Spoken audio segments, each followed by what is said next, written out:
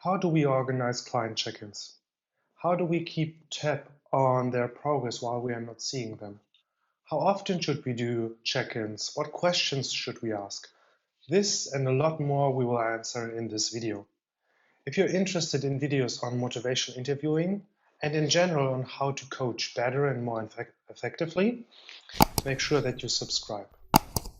So before we can talk about how to organize check-ins, let's talk about the different kinds of check-ins. So there's the coaching session. This can be in person or over a video conversation. And this is classic where you have a longer conversation, maybe 20, 30, 45 minutes, and you go into details, what has been working, have they made progress, and you collaborate towards a next action. Then there is the session feedback. So this is asking at the end of a question, at the end of a session, maybe 2 or 3 questions to check in. Did this work for you, client? Have we been an effective team? So if you're interested in how to do a end of session feedback, let me know and I'm happy to record a video on that. Then there's the regular check-in. So this is the topic of this video. The idea is that you send on a regular basis, maybe once a week, reach out to your client and get an idea where they are at. And the goal here is to be prepared for the next session. If you're interested in learning how to structure such a coaching session, check out the video that I have here and also in the comments below, where I talk about the key processes and the key structure of a coaching session. And if you want to see an example of a real conversation that I had with a client, check out the video here and also in the description. And there is also the irregular, informal check-in. This is more often triggered by some behavior from the client. So maybe they let you know in the check-in that they struggle and they want you to reach out. Or maybe they don't respond to the check-in or to your messages.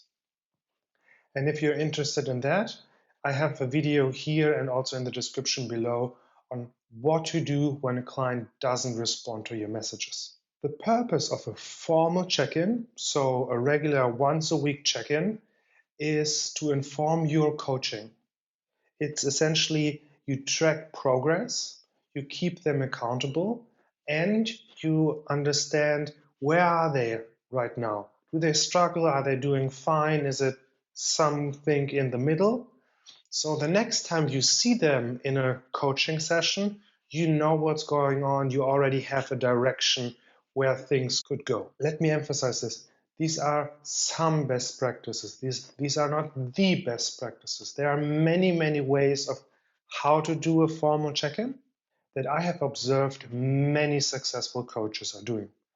So you could send an electronic form, something like Google Forms or Typeform, once a week with a little note in an email about something you talked about last time or something relevant happened. Maybe you have a note of an upcoming birthday for them or maybe their family. Something that makes the message unique and personal. And then there's a link to a check-in form. The beauty of this email is there's the reminder, hey, you have to do the check-in.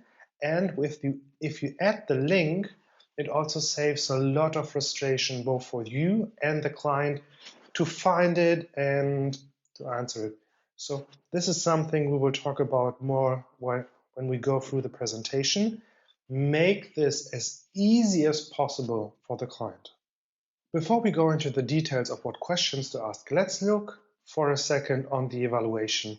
So once a week, you send the check-in and your client responds.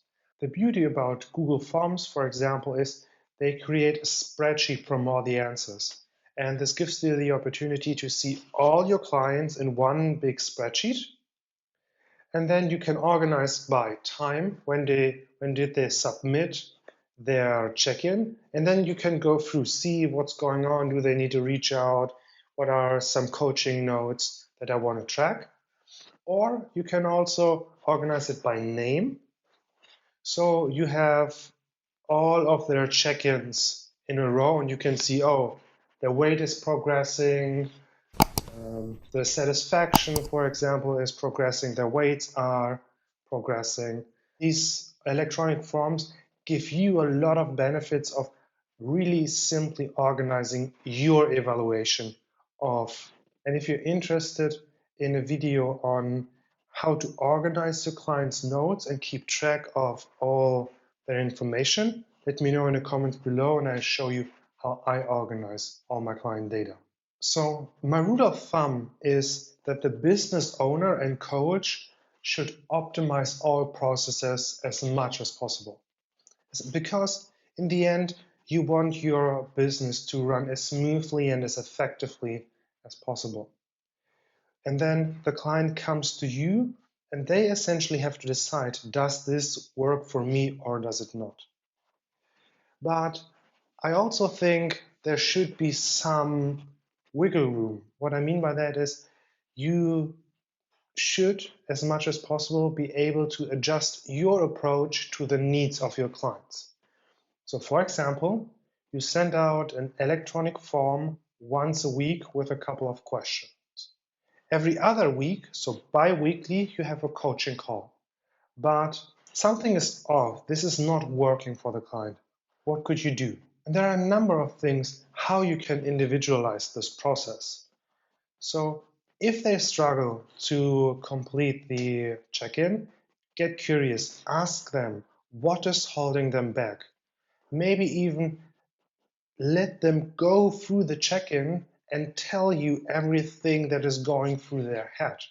That is so deeply insightful. For example, things you could change. You could change the channel. So maybe they struggle with completing an electronic form. You can send them an email, or maybe you can call them instead of them writing everything. Potentially doing this once per week is too much for them. So maybe you can do it every other week. Maybe they actually like the accountability and the reflection, so you could send it every other day or every 3 days. A good rule of thumb is to mirror your client's communication. If they respond quickly and with a lot of details, then you can respond back, ask questions, and continue the conversation. If they send you a single word or maybe just a very general sentence, maybe just an emoji, or if they don't respond at all, then you can say, hey, all is good. If you need me, I'm here. And then you wait for the next scheduled check-in. Or if they continue to not respond to your message, check out my video that I've linked here and also in the description, where I talk about what to do when a client doesn't respond to your messages. Finally, there's always the option that the process doesn't work. Maybe you're strictly text-based and they want calls, or they want a call every day, whatever it is. Remember, there's no obligation for you to help everybody or anybody. So you can always say, hey, my service doesn't really fit your needs. Let me help you find a coach in my network that can give you what you need. Here's some powerful questions that you can ask if you want to build a more individualized process with your client. You can start by, do you want to be held accountable by me? Because some clients struggle with the feeling of being controlled.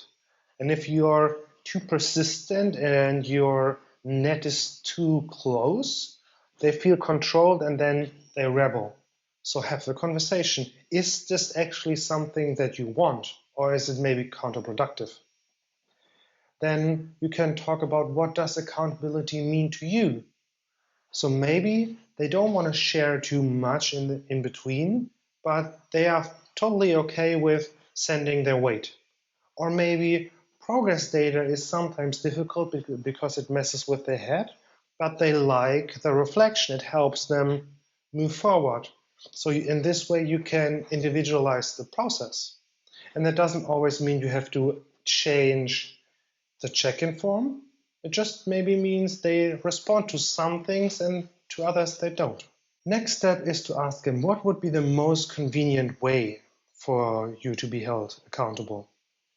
So maybe they like calls instead of writing. Maybe they prefer writing instead of calls. This is a powerful and helpful conversation to have to individualize your process as much as possible to your client's needs. And lastly, ask them what frequency works for them. Some clients like if they have an option to respond and evaluate and reflect quite often. Others need more time to think about it before they can actually put something into words. So with this high-level overview done, let's look at the details.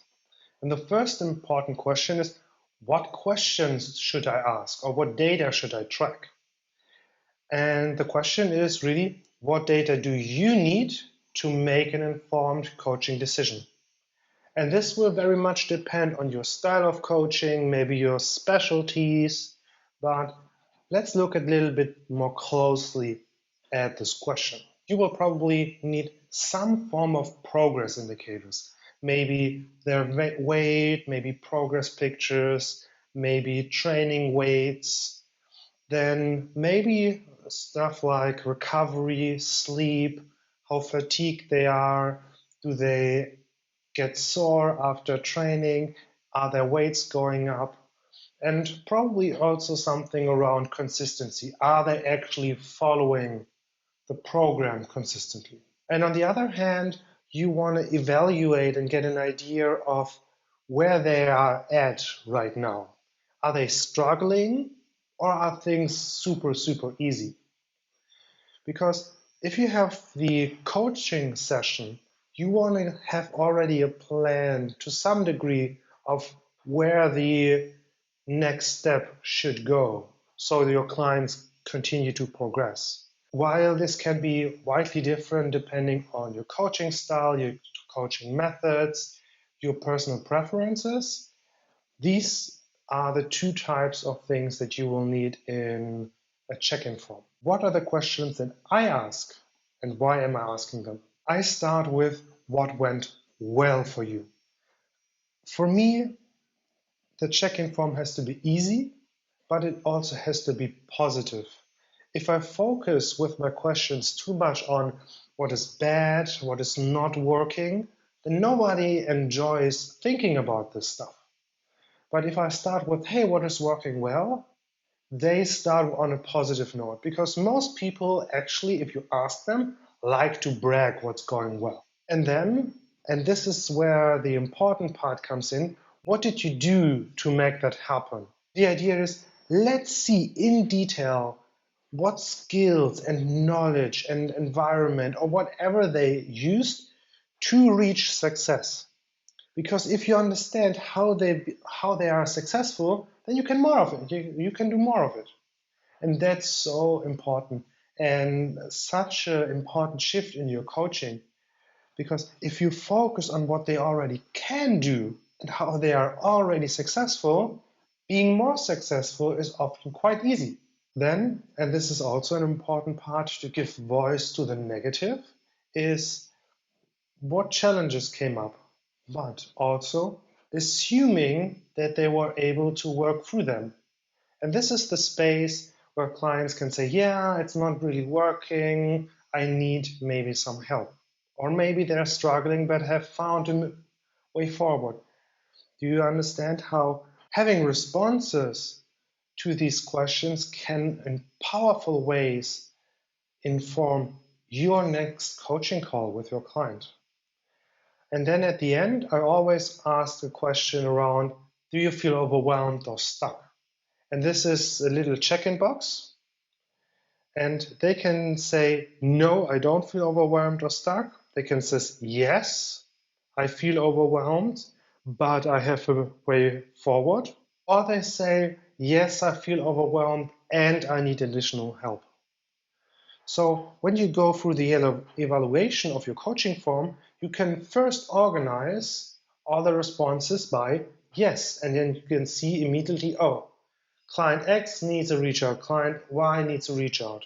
In this way, you can very quickly respond, and it doesn't take 2 weeks or maybe 3 weeks, 4 weeks before you have a coaching conversation, and you can much easier and much quicker respond if your client struggles. If you want to check out my coaching form that I use, check out the description below where I sent you the link that you can use if you want to. Here are a couple more videos, an introduction to motivational interviewing, an example of how a check-in conversation actually looks like, and also a recent video where I talk about what to do when your client does not respond to your check-in.